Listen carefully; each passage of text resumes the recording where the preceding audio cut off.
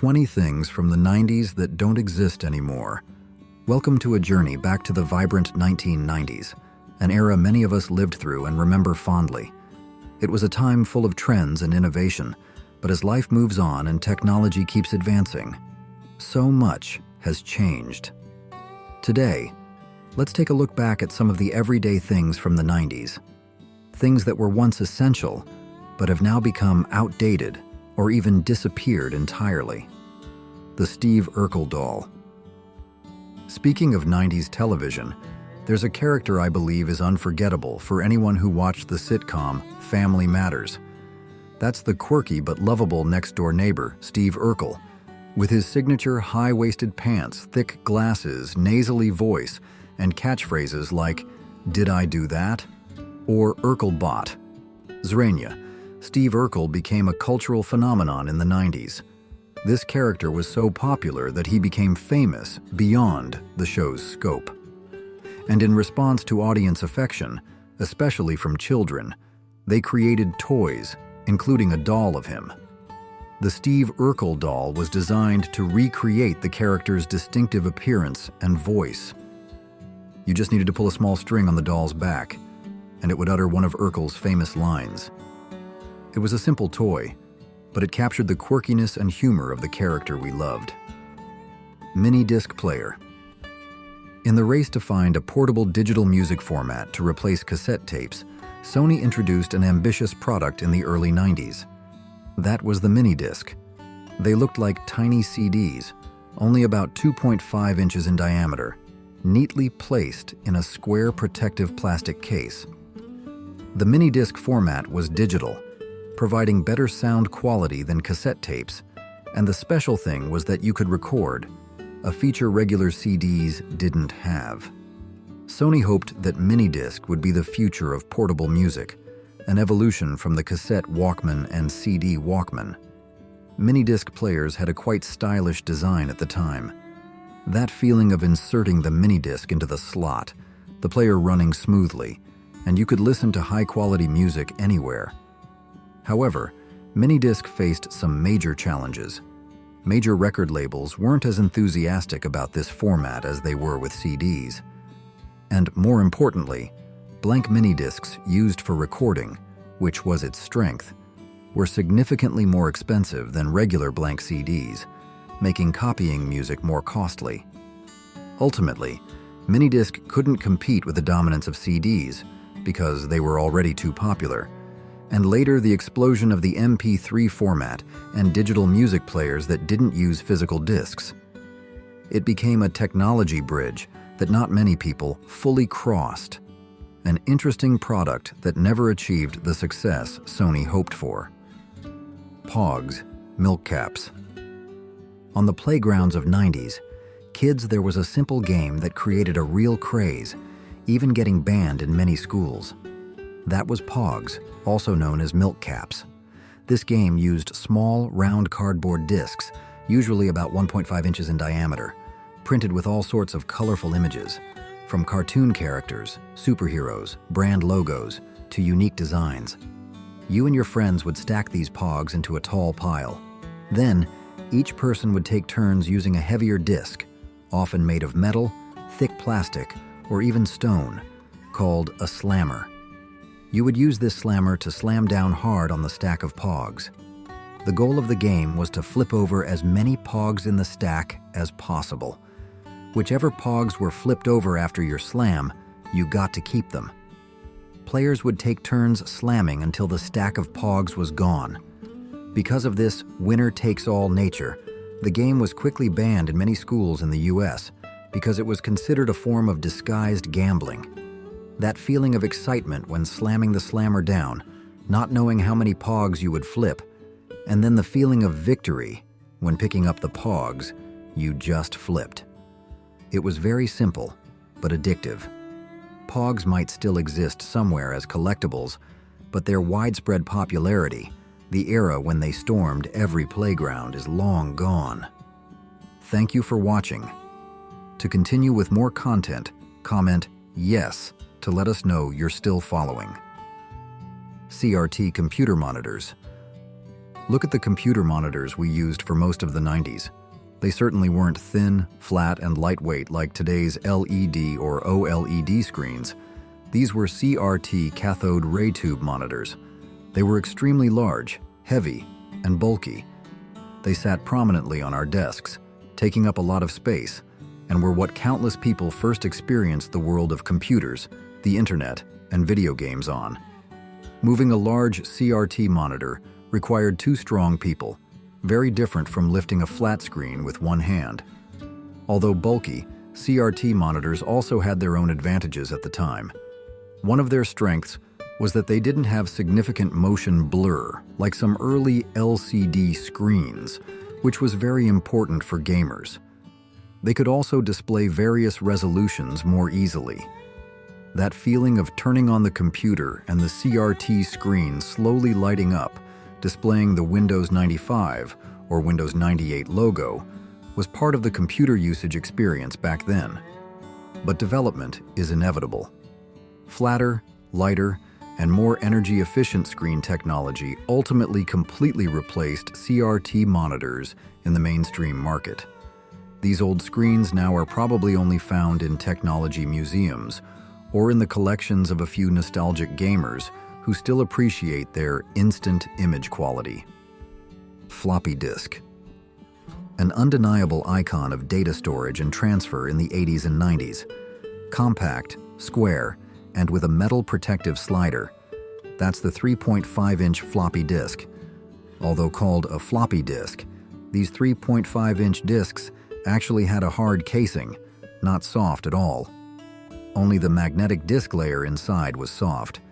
They were the most common way, and for many people the only way, to store or transfer data between computers. You wanted to copy a document? Use a floppy disk. You wanted to share one of the first digital photos? Use a floppy disk. You wanted to install a small software program? It was likely on one or more floppy disks. How popular were floppy disks in that era? Even today, in most modern computer programs, the icon to save a document is still an image of the 3.5-inch floppy disk. An icon that has survived through many generations of storage technology, even as the object itself has disappeared. That feeling of inserting the floppy disk into the drive slot on the computer, hearing the drive rattling, then waiting for the data to be copied at a snail's pace. Each disk only held a mere 1.44 megabytes of data. Even a high-quality photo taken with a phone now is many times larger than the capacity of an entire floppy disk. With the increasing need for larger data storage, floppy disks obviously became obsolete and unsuitable. USB flash drives, memory cards, portable hard drives, and cloud storage have completely replaced them. Appointment TV. In the world of streaming, where we can watch almost any movie, any TV show, anytime, anywhere on demand, the concept of appointment TV sounds unfamiliar, doesn't it? But in the 90s, that's how most people watched television. If you guys loved a specific TV series, a particular entertainment show, then you had to make sure you were sitting in front of the TV at the exact day and time that show was broadcast live. If you didn't watch it when it was airing, you would very likely miss it entirely, unless you had a VCR recorder. But programming and recording with a VCR was its own art form, not simple at all. You had to insert the right tape, select the right channel, set the right time, and pray nothing went wrong. That feeling of forgetting the schedule and missing an episode of your favorite show, it was really frustrating. And because everyone was watching the same show at the same time, what was the most buzzing topic of conversation the next day at school, at work, or in casual chats? It was about last night's episode, the show's unexpected ending, that character's funny line. TV networks got huge ratings when they had a hit show because tens of millions of people were watching simultaneously. Today, with Netflix, Hulu, Disney+, YouTube, and countless other streaming services, we are in control of our viewing time. The concept of must watch now to not miss the conversation tomorrow is no longer as strong as it used to be. Everyone watches according to their own schedule. Gaming magazines. If you were a true gamer in the 90s, passionate about the latest consoles or groundbreaking PC games, then you guys were definitely very familiar with this, perhaps even eagerly waiting for it every month. That was print gaming magazines. At that time, the internet was still a new concept and not yet widespread. Gaming websites hadn't developed, online information was limited. So how did you find out about upcoming games? How did you read detailed reviews before deciding to buy a game? How did you find secret cheat codes to get past difficult levels? The answer was right in your mailbox. Every month, you would receive thick publications like Nintendo Power, Electronic Gaming Monthly, EGM, GamePro, or PC Gamer. These magazines were valuable sources of information. They contained everything a gamer needed to know: the latest game news, previews of games under development, detailed reviews of newly released games, full walkthroughs, level maps, and of course the most anticipated section was the list of cheat codes. There were also sections for reader interaction, where players would send in letters asking questions, sharing experiences, or showing off high scores. That feeling of turning each paper page, avidly reading every line, gazing at the crisp game screenshots, that was a special experience of consuming game information. But then the internet developed. Gaming websites emerged, providing faster, more detailed, continuously updated information, including gameplay videos. Monthly print magazines were no longer fast and dynamic enough to keep up. The mall as a social hub. For many people, especially young people, it was truly the community's social hub. This is where you hung out with friends after school or on the weekends, just simply walking around the stores, browsing things, meeting up with friends, or hanging out in the food court. The food courts in malls in the 90s were always crowded, full of laughter and the smell of delicious food. It was a familiar meeting spot, a safe and fun space to spend free time. That feeling of wandering between stores, checking out the latest clothes, trying out toys or video games at department stores. For teenagers, going to the mall was an important social event. It was the place to see and be seen. What about today? The explosion of online shopping has completely changed the landscape. Instead of having to go out, we can order almost anything with just a few clicks or screen taps, and the goods will be delivered right to our homes.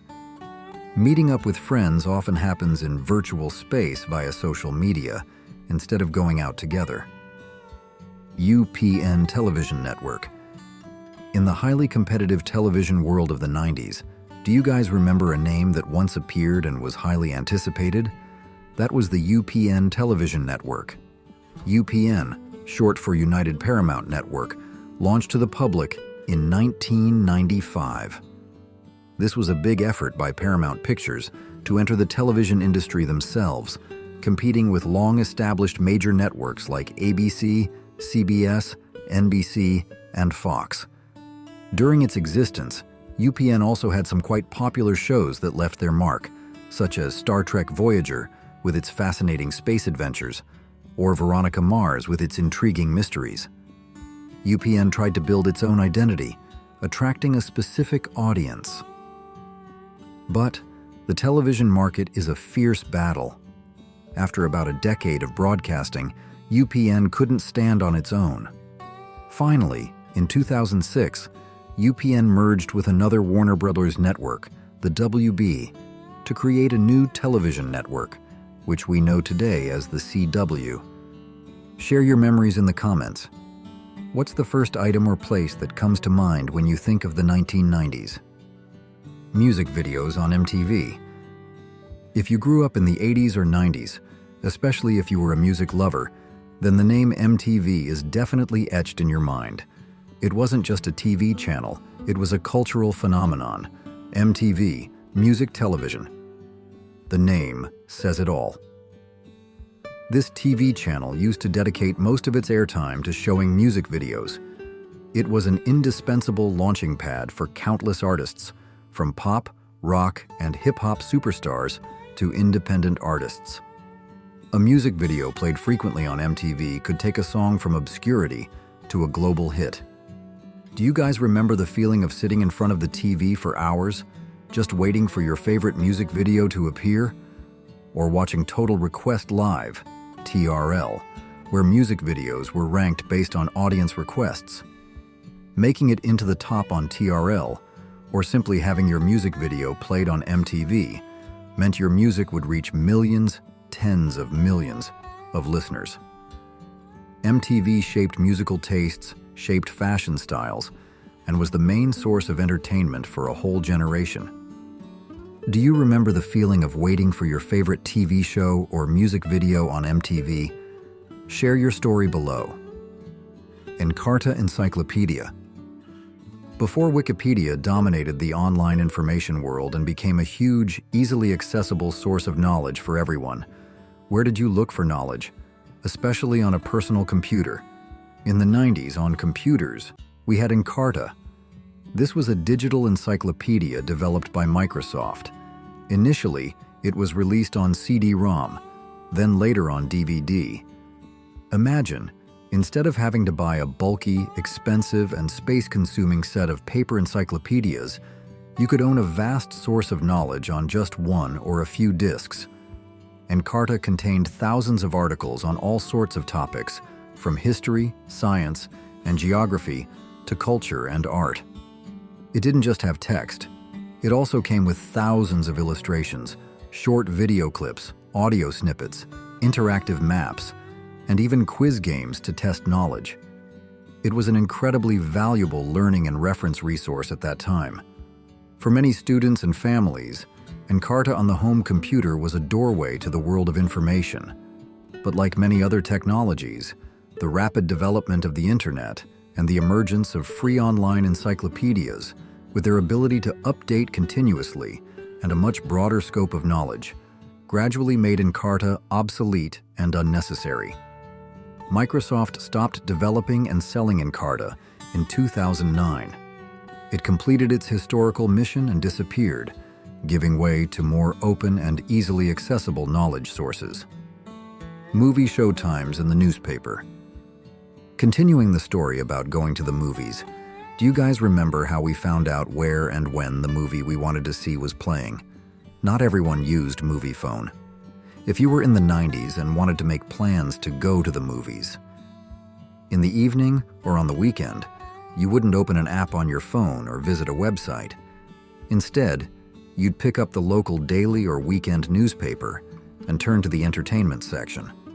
There, you would find a full list of all the movie theaters in the area, along with the list of movies playing at each theater and detailed showtimes. Searching required you to scan through the lists, comparing showtimes at different theaters. And sometimes, if you wanted to know the showtimes for the whole upcoming week, you had to wait until the Sunday edition to get the full information. There was something very slow, very careful about this process. It was a weekend ritual. Dial-up modem. Ah, here it is.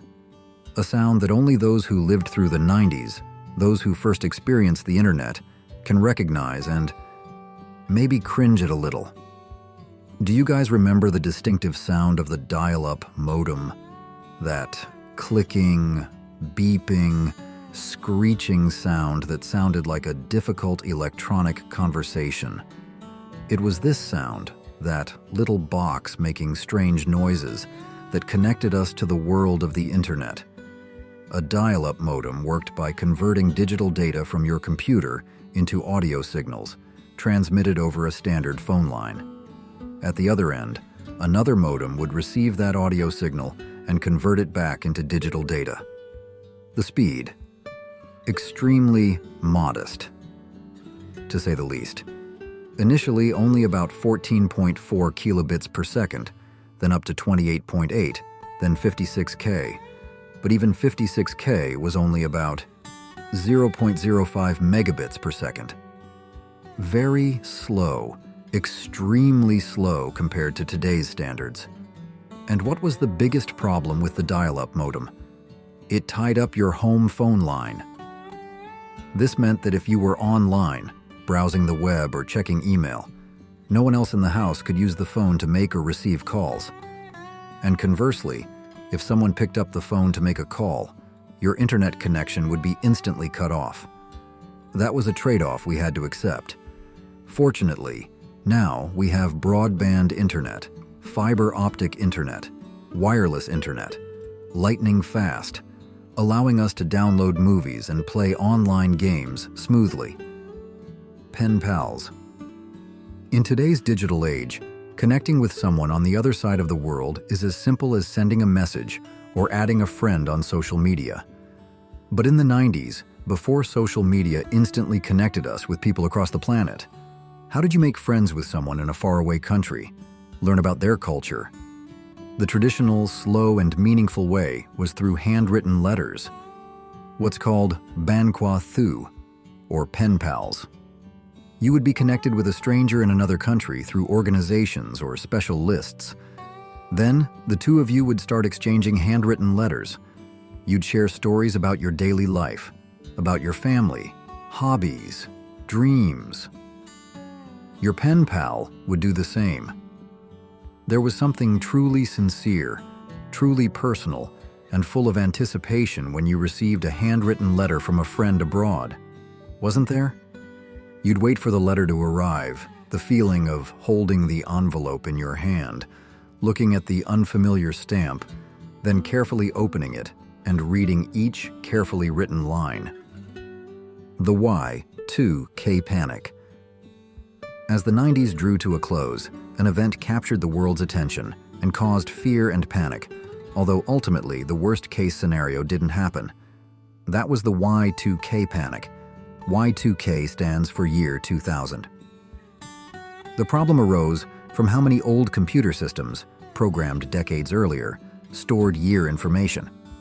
To save memory, which was very expensive back then, instead of storing the year using 4 digits, e.g. 1998, they only stored the last 2 digits, e.g. 98. The issue was that when 1999 rolled over to 2000, these systems might confuse the year 00 with 1900 instead of 2000. This could cause serious errors. Many computer experts and ordinary people were concerned that this Y2K bug could cause global-scale disasters. Computer systems controlling power grids, air traffic, banks, hospitals, and many other critical infrastructures could fail or shut down. People feared that ATMs wouldn't work, traffic lights would go dark, airplanes would fall. Before the New Year's Eve of 1999, some people reacted to this fear by hoarding food, water, and necessities, preparing for a technology doomsday scenario. But when the clock struck midnight on January 1st, 2000, and the world entered the new millennium, everything continued to function normally. Programming experts had worked diligently to fix vulnerable systems beforehand. The Y2K panic turned out to be just a doomsday fear that didn't happen, a lesson about our reliance on technology and anxieties about the future. Specific foods, drinks, Butterfinger BBs, Zima, Orbitz, PB Crisps.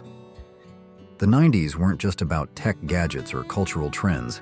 It also had its own unique flavors, characteristic snacks and drinks that are now hard to find, no matter where you look. Do you guys remember Butterfinger BB's candy? Instead of the traditional Butterfinger bar, they were small, cute, spherical candies with a crispy chocolate shell and the characteristic peanut butter filling inside. They were very easy to eat, easy to pop into your mouth one by one, and were a very popular snack. Or the drink Zima, a clear, lightly carbonated malt beverage, heavily advertised as a sophisticated adult drink. It had a quite unique flavor, not like regular beer or soda. Then there was Orbitz, a fruit drink with a strange and eye-catching appearance, with tiny jelly balls floating inside the bottle. It looked like something from the future, or from another planet.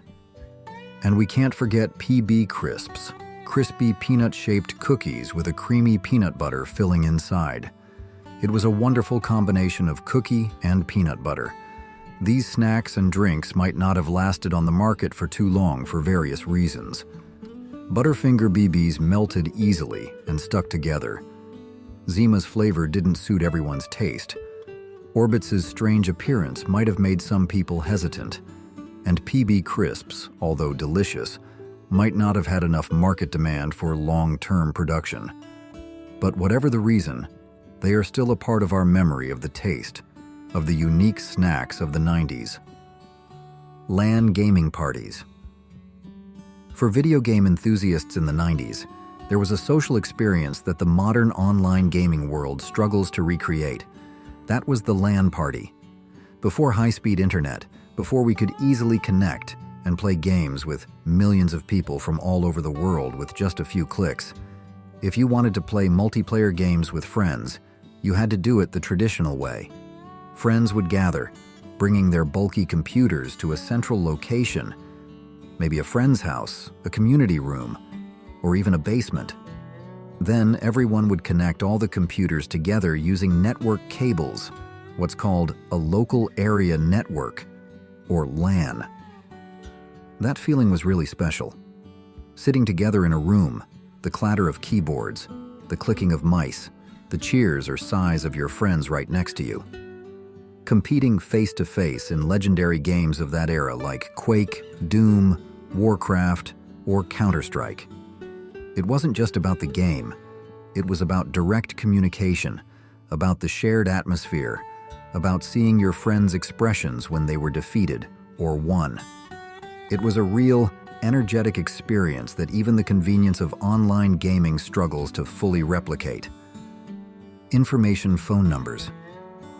In the 90s, before the internet became an instant source of information for everything, how did we get the information we needed? For example, wanting to know the weather today, searching for jobs, or most simply and commonly, finding out what movies were playing at the theater. We didn't Google it, did we? We picked up the phone and called. There were special service numbers heavily advertised on television and in newspapers, where you could call and listen to automated information. Movie phone is a typical example. You'd call, enter the area code or theater name, and an automated voice would read you the detailed showtimes for all the movies. It's amazing to think about that now, isn't it? For movie showtimes, calling movie phone was the fastest and most convenient way, instead of having to wait to buy a newspaper or check the entertainment section. It felt modern and instantaneous at the time. But think about it. Each call cost money, and you only got the specific information you asked for. Nothing more. The Rolodex Directory. Let's start our list with something that was probably very familiar on many people's desks at home or in the office. Do you guys remember these spinning Rolodexes? It might seem quite simple now, but at that time, it was the standard contact management tool. Before we had smartphones that could store thousands, even tens of thousands of contacts with just a few screen taps, this Rolodex was the place to keep all your most important information. The names of people you needed to contact, phone numbers, addresses, and even fax numbers. Everything was neatly written on small cards, organized alphabetically, and held securely on a rotating spindle. That feeling of flipping through each card, or gently spinning the spindle to get to the desired letter, then stopping when you found the person you needed. It required a bit of physical interaction, a bit of patience, very different from typing a few characters into a search bar like today. It was the easiest way, perhaps the only way for many people, to organize and find important people in their work or personal lives. I remember how much I wished I had my own Rolodex on my study desk or office desk. It felt very adult, very professional. Adobe Flash. This is something that perhaps many of us don't feel too sad about disappearing, but it played an important role in the development of the internet in the 90s and early 2000s. That is Adobe Flash. In the early days of the web, Video and graphics on the internet were very basic, slow, and limited. Adobe Flash emerged as a revolutionary solution at that time. It allowed developers to create richer multimedia content, the first simple but addictive web games, web animations, interactive banner ads, and even entire websites designed with Flash, full of motion effects and sound. Flash opened up a new era for creativity on the internet, bringing a more dynamic and interactive experience for users. But over time, Flash gradually revealed many serious problems. Regarding security, it was a favorite target for hackers. Regarding performance, it consumed a lot of computer resources and battery. And most importantly, it didn't support increasingly popular mobile devices. Well, especially iPhones and iPads. Steve Jobs publicly criticized Flash. Newer, more stable, more secure, and more widely compatible web technologies like HTML5, CSS3, and JavaScript gradually replaced Flash. Web browsers stopped supporting Flash. And finally, at the end of 2020, Adobe officially killed Flash. Kodak Disk 4000. Kodak, a name synonymous with photography for decades. In 1982, Kodak launched the Disk 4000, hoping to change how people took pictures. This camera was advertised as having rapid automatic film advance, helping you not miss any moment. What were its strengths? It was small, easy to carry, and simple to use. You just put in a round film disc and pressed the button. Initially, people liked this novel design. It looked modern and much more convenient than traditional roll film cameras, but the photos told a different story. Picture quality was the main issue. The pictures were blurry and dark. Sources specifically state the tiny negatives on the film disc couldn't capture clear details. This was a huge disappointment for users. You buy a camera to preserve memories, and you want those memories to be clear. Although the camera looked very modern, the image quality ruined its chances. Users didn't want to preserve memories that looked bad. Furthermore, photo processing stores didn't really like processing disc film either. It caused extra trouble for them. Kodak pushed this idea for a while, but it never succeeded. The Disk 4000 quickly faded away, and Kodak had to pivot. Apple, a company known for innovative products, wasn't immune to missteps in the 80s either, especially when they tried to make computers portable. Apple Macintosh Portable. Apple released the Macintosh Portable in 1989, hoping to start a new trend in mobile computing. At the time, the idea of a powerful computer you could carry with you was appealing. Apple created a device with a full keyboard and a good screen. But, according to sources, at 16 pounds, it was far from easy to carry. Imagine lugging a computer that heavy around. Users quickly encountered problems. Battery life was a fatal flaw. The battery was very poor. And sometimes, the computer wouldn't turn on unless the battery was fully charged. This was clearly a major limitation for a device designed for on-the-go use. Furthermore, it came with a very high price tag. Most people couldn't afford it, and those who could afford it felt it didn't offer enough value for the money. Apple aimed to lead the mobile market, but this product didn't meet expectations. It was too heavy, too expensive, and didn't live up to user expectations. From a tech giant like Apple, now it's the story of a toy company trying to transition into the home computer field. Coleco Atom Computer. Coleco, famous for its video game success, released the Atom Computer in 1983. They hoped to turn their video game success into a win in the home computer arena. The plan looked great on paper. The system came with a printer, a word processor, and a digital data drive. It even worked with ColecoVision games, leveraging the company's existing advantage. Coleco called out to customers, "Wait, don't buy your family computer until you compare it to Atom, the complete computer system today, only $499. But according to sources, things quickly went wrong. Many units that reached customers were dead right out of the box. Others broke within days. It was a bad start and caused serious loss of trust. The biggest problem was the printer. The printer, which powered the entire system, was very noisy and unreliable. And here's the key point. If the printer broke, the computer wouldn't even start. Imagine your computer being completely useless just because its power supply unit broke. Sources suggest Coleco rushed the Atom release to make the holiday season, but that rush led to sloppy hardware and angry buyers. Software support was also very weak. Customers returned machines and lost faith in the brand.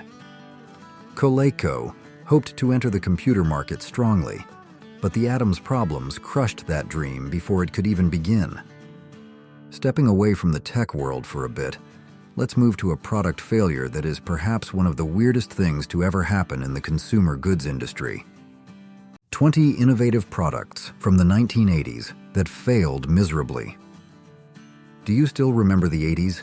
A period of bursting ideas where the music was buzzing, the fashion was one of a kind, and the technology seemed straight out of science fiction movies.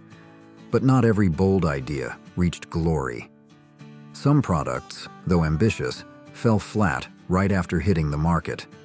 From bizarre tech gadgets to controversial convenience foods, today we're going to look back at 20 dream products that went up in smoke in the 1980s. Are you ready? Let's start our list with a familiar name in the tech world, but with a product that perhaps many have forgotten or tried to forget. Sony Beta Movie Recorder. Back in 1983, Sony tried to stir things up with a bold idea. They introduced the world's first all-in-one video camera, weighing 6 and 12 pounds. It was called the Beta Movie Recorder. Imagine that. No wires, no bulky recorder. This was one of the first camcorders where the camera and recorder were built into the same body. No tangled wires, no heavy setup. Just pick it up and shoot. Sounds great, right? For that era, this was an incredible step forward in portability and convenience for recording family moments. But here was the problem. While the idea was very promising, it recorded onto Betamax tape. The Betamax format, according to the source, looked great, but didn't last long on the mass market. This was because most people at the time had chosen the VHS Video Home System, home video system. Why? Because VHS let you record for longer. That was a huge advantage for families who wanted to record an entire sports game or a child's performance without constantly changing tapes. And it wasn't just the format issue. Unlike other camcorders at the time, this one didn't even let you review video right after shooting. You had to wait until you got home and played it on a Betamax player. That clearly wasn't fun at all. Think about it. You just shot a memorable scene, but couldn't check right away to see if it looked good. This significantly reduced the convenience. Plus, the price was no joke. It was very expensive, and consumers weren't willing to pay that much money. Despite its novel design, the Beta Movie Recorder lost out in the race against the VHS home video system. Sony had big dreams for this machine, but Betamov simply couldn't keep up. It's a classic example of advanced technology hitting roadblocks in format, features, and price. Speaking of failed home video formats, we can't help but mention the attempt by another giant in the electronics industry. RCA, Capacitance Electronic Disc, CED. Remember RCA, the Radio Corporation of America? They had high hopes back in 1981. RCA had developed a home video format initially called the Capacitance Electronic Disc, or CED for short. This system, also known as the RCA Video Disc System, was launched with the hope of leading the future of home video. CED was a video disc system that looked like a record, but was used for playing movies. It came in a plastic case, and you had to slide the whole disc into the player. At the time, it felt high-tech, different from cassette tapes. The system played movies on large discs similar to vinyl records, using a special stylus. Sounds impressive, right? But there were problems from the start. First, the picture quality wasn't great. Plus, These discs were very easily scratched, and even a tiny speck of dust could ruin your movie. Imagine the frustration of your favorite movie being interrupted just because of a small scratch or dust particle.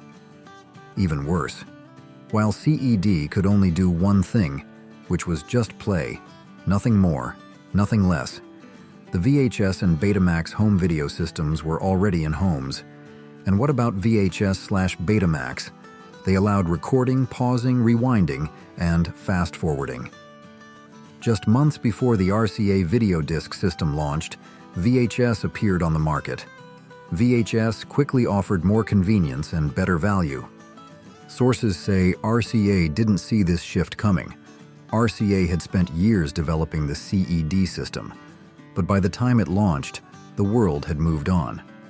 Consumers were already getting used to the flexibility of cassette tapes. Sales were low, and the company stopped production after just a few years. In fact, the RCA video disc is said to have contributed to sinking the RCA ship. Sources conclude it was a great idea, but at the wrong time. A costly lesson about the importance of keeping up with market trends and needs. From video to computers, the 80s were a time when every tech company wanted to get computers into people's hands. Atari, famous for video games, also took a shot at digital creativity. Colgate frozen lasagna. In the 1980s, Colgate made a move nobody expected. The toothpaste giant decided to launch its own line of frozen foods. One of those products was Colgate frozen lasagna. The idea behind it was pretty simple. Colgate had strong brand recognition.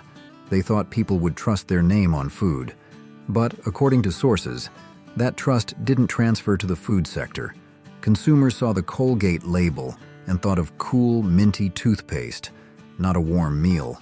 The mix of food and personal hygiene branding was simply too weird. Most people immediately felt uncomfortable. They couldn't imagine eating something associated with brushing teeth. Colgate lasagna failed miserably. Consumers didn't buy it, and stores didn't want to stock it either. Colgate quickly pulled the product from the market.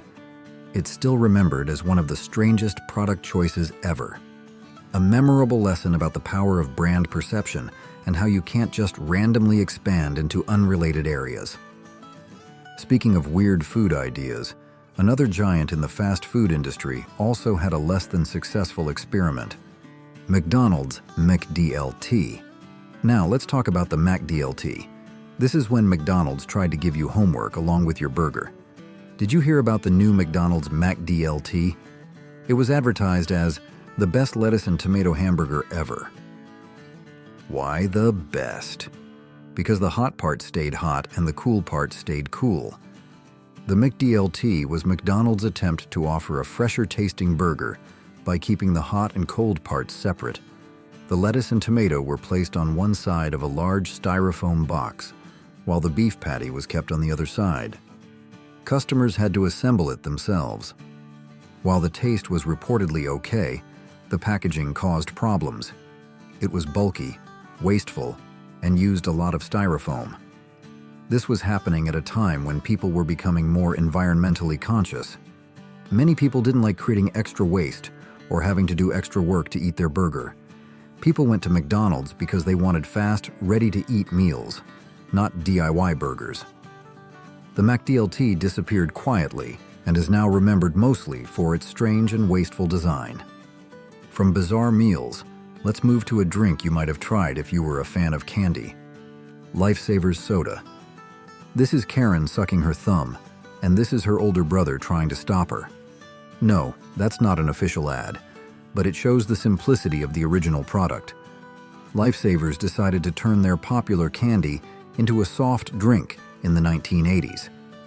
The idea was to give fans the same sweet taste in liquid form. On paper, the idea sounded fun and colorful.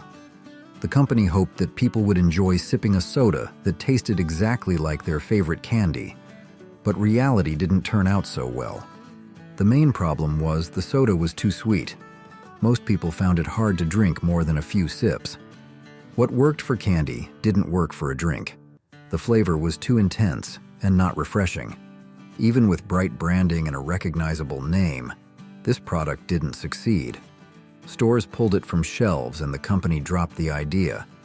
It became another reminder that not everything sweet belongs in a bottle. Speaking of putting things that don't fit into the wrong packaging, the cigarette industry also had a costly attempt to create a cleaner product, R.J. Reynolds Premier Cigarette. This cigarette will give you a smoke with a cleaner taste, a cleaner smell, a cleaner feel. Premier, the cleaner smoke. In the late 1980s, R.J. Reynolds spent millions of dollars creating a smokeless cigarette called Premier. Instead of burning tobacco, it heated it, with the goal of providing a cleaner way to smoke. But according to sources, smokers didn't like it.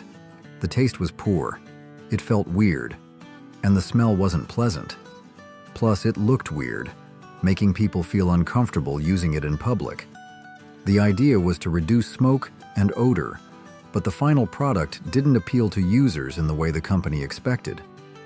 The company spent about $325 million on this project, but it failed quickly.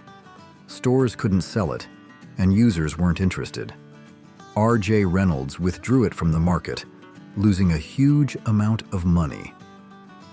Premier is now remembered as one of the most expensive product failures in the history of the tobacco industry. From cigarettes to drinks, Pepsi also tried a strange idea about when to consume their product. Commodore Amiga computers. Coming up is a computer that amazed everyone with its power and graphics, but still couldn't survive. Let's talk about the rise and fall of the Amiga computer.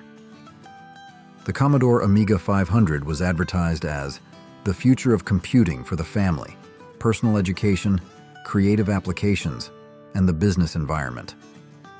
The Amiga was one of the most advanced home computers at the time.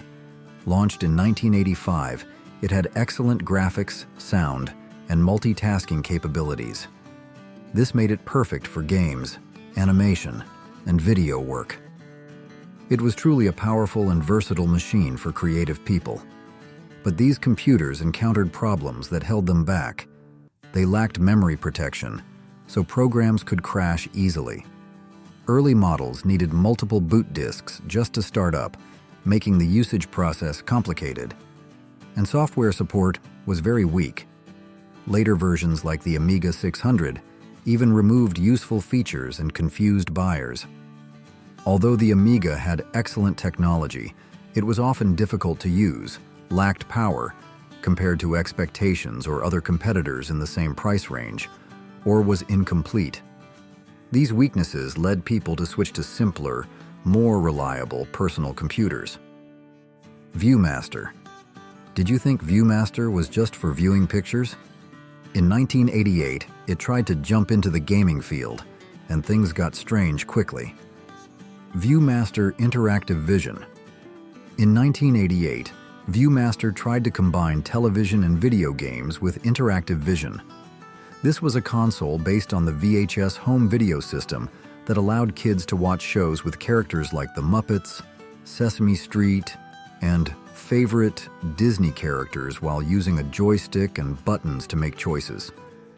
It even had 2 audio tracks and interactive video overlays to give players the feeling they were part of the story.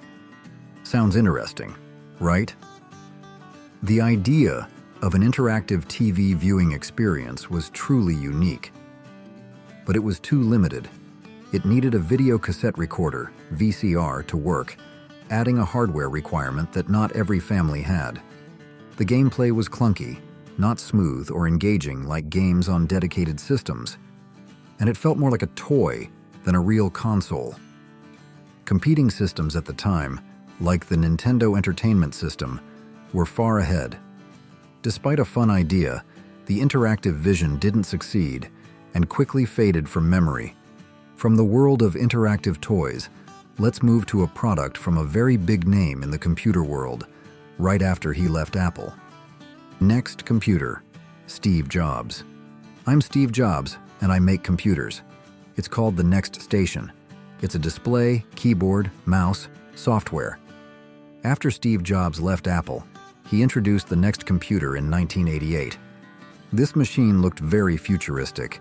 It had powerful features like advanced graphics, a built-in digital signal processor, and the next step software. It was truly an impressive machine technologically. It was designed for schools and researchers. But the $6,500 price tag made it too expensive for most people, even in the environments it targeted. It also didn't support popular software, which limited its usability in many areas. Therefore, very few people bought it. However, despite its commercial failure, NeXT left its mark. Tim Berners-Lee used a NeXT computer to create the first web browser. Ultimately, it was a great idea that didn't sell, becoming more of a tech legend than a market success. Leaving the world of computers, let's head to a pair of sneakers that tried an inflatable idea to improve performance. Reebok pump shoes. The greatest performance athletic shoe in the world, Reebok Pump. Pump it up and air it out. Reebok launched the pump shoes in 1989 to offer something new and high-tech. These shoes had an inflatable system that allowed users to pump air into the tongue of the shoe for a custom fit. This was an interesting idea and quickly grabbed attention, especially after National Basketball Association, NBA, star Dee Brown wore them in a slam dunk contest. It was a very effective marketing strategy initially, but the excitement didn't last. The shoes were expensive, and the pump feature didn't really improve performance much as expected. Competitors like Nike focused on actual athletic performance, while Reebok's technology started to feel like a gimmick. Over time, interest faded, and the pump shoes became more of a fashion memory than a performance success. Atari CX-77 Touch Tablet. We know Atari from video games, but in 1984, Atari introduced another device, the CX-77 Touch Tablet. With a new Atari Artist program and this simple little device, the idea was you draw here and it appears there. Magic at the time. No typing and no programming needed. This tablet was a drawing pad that allowed users to create artwork on their TV screens. It came with a stylus and the Atari Artist software, offering 128 colors and various patterns. Users could draw, erase, and even trace images placed under a clear overlay.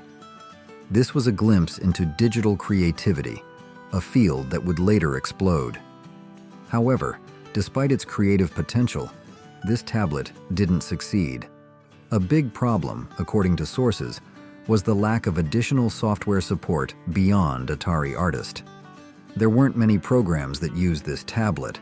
This limited its functionality and appeal. You had a creative tool, but not much material to work with. Another issue was user interest. Most people in the 80s used computers for games or basic tasks. Digital art was still very new. Few people saw the need for a digital drawing pad. Furthermore, to store artwork, it required a separate program recorder, adding complexity to the process. The CX-77 Touch Tablet was ahead of its time. It offered a glimpse into digital creativity, but lacked the support and audience needed to succeed.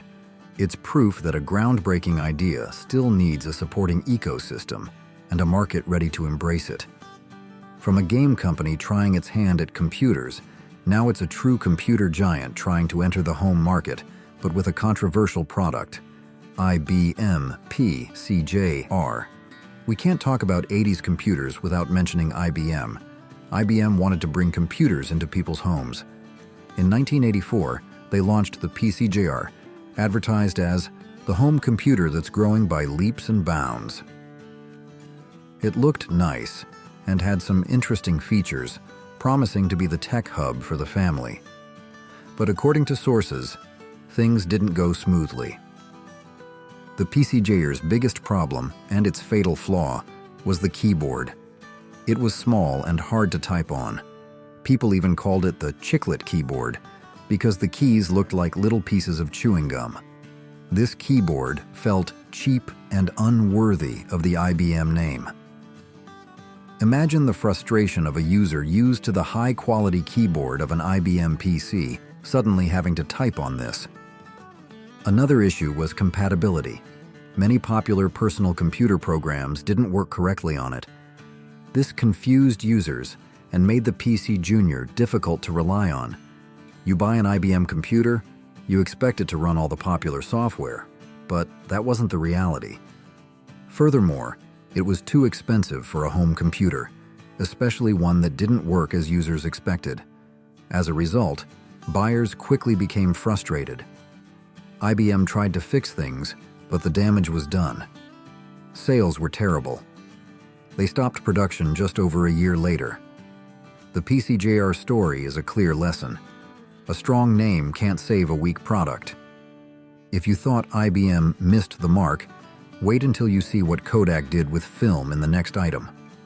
Pepsi AM. Pepsi has a taste for life. In 1989, Pepsi thought people might want to drink soda instead of coffee in the morning, so they created Pepsi AM. This soda had more caffeine than regular Pepsi. It was made for people who didn't like coffee but still wanted a little energy boost to start the day. The idea was bold, and the name sounded strong and energetic. But even with a strong name like that, it didn't work. Most people simply weren't ready to drink soda for breakfast. The habit of drinking coffee or tea in the morning was too deeply ingrained. Furthermore, it didn't taste much different from regular Pepsi either, so there wasn't a good reason to buy it. Why choose Pepsi AM, possibly at a higher price, when regular Pepsi could provide a similar energy boost? Pepsi AM quickly faded and was quietly pulled from shelves. Leaving the things we eat and drink, let's look at a car from the 80s that was both bold and confusing. Nissan Pulsar Sportback. Introducing the all-new '87 Nissan Pulsar NX. The Nissan Pulsar NX Sportback tried to be two cars in one. With a modular rear hatch, drivers could switch between a sporty coupe and a small minivan. This was a bold, futuristic idea, but it didn't catch on with buyers. The design looked weird, not really a good-looking coupe, and also not a practical minivan. And the extra cost for the Sportback option didn't help. Consumers were confused about its purpose. Was it fun, practical, or both? The lack of clarity in product positioning made it hard for consumers to decide whether to buy. Sales remained low, and the model disappeared quickly. Although it stood out from the crowd, it became more of a weird curiosity than a success. Nissan took a risk, but the market simply wasn't ready for it. Returning to the computer realm, Mattel, another toy company, also tried to turn its game console into a full-featured computer system. Mattel Intellivision keyboard component. Make playing like this possible just by adding a computer keyboard. Discover Intellivision. It can change your family. In 1980, Mattel promised to turn their Intellivision game system into a complete computer with a new keyboard component. On paper, this keyboard component was fully featured.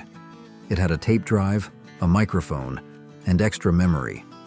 It sounded like a great upgrade, turning a game console into a tool for learning and work. But things quickly went wrong. The product was constantly delayed. It didn't hit the test market until late 1981. Eventually, it launched in early 1982, but only in a few cities. And the price? A steep $600. Even worse, it had almost no working software. You bought the hardware, but there was nothing to run on it. Customers were angry, and even the government started investigating it. By mid-1982, Mattel had pulled it from stores and issued refunds. A big dream failed in just 2 years. From tech failures, let's talk about a car that became a pop culture icon thanks to cinema, but was a failure in the real market. DeLorean DMC-12. The DeLorean's gull-wing doors open easily, beckoning you inside. The DeLorean DMC-12 looked like something out of the future. It had a stainless steel body and cool gull-wing doors. When it appeared in the movie Back to the Future, it became a pop culture icon. Who doesn't remember this car? But the real car was far from perfect. Its engine was weak, and its speed didn't match its sporty look. Sources say drivers were disappointed with its performance on the road. Aggressive looks, but lacked power. It was also more expensive than many other cars with better performance. Inside, the interior didn't feel luxurious or special. The company rushed production, and quality suffered. Sales remained low. Fewer than 9,000 cars were produced before the company went bankrupt. Although the DMC-12 is still remembered today, it failed on the market. It was a car that looked great, but didn't drive that well. The dream was big, but the reality didn't live up to expectations. Continuing with strange modes of transport from the 80s, we have an attempt to create a tiny and ultra-economical personal vehicle, Sinclair C5. The Sinclair C5, 399 pounds. Want to buy one? Want to see one? Or simply want to read all about it? The Sinclair C5 was a small, one-seat electric vehicle, launched in 1985. It looked like a mix between a go-kart and a bicycle, powered by standard batteries. It was designed as a cheap and clean way to get around town, but it faced criticism. Its looks were panned as strange, and the top speed was only 15 miles per hour. Imagine moving at that speed in modern traffic. Its low-slung design made drivers feel unsafe, especially when next to larger cars, and poor protection against bad weather added to the problems. Although it was an early attempt in the electric vehicle field, this vehicle didn't attract buyers, and the company stopped production after just 1 year. From personal vehicles, let's go back to personal computers. A computer that impressed with its graphics and sound power, but still couldn't survive. The 90s may be gone, but the memories? They're still alive in every sound, every trend, every little thing we've shared today. What moment hit you hardest? What did we miss that you remember most? Drop it in the comments. We'd love to hear your stories. Because here, your memories aren't just welcome, they're treasured. Thanks for watching.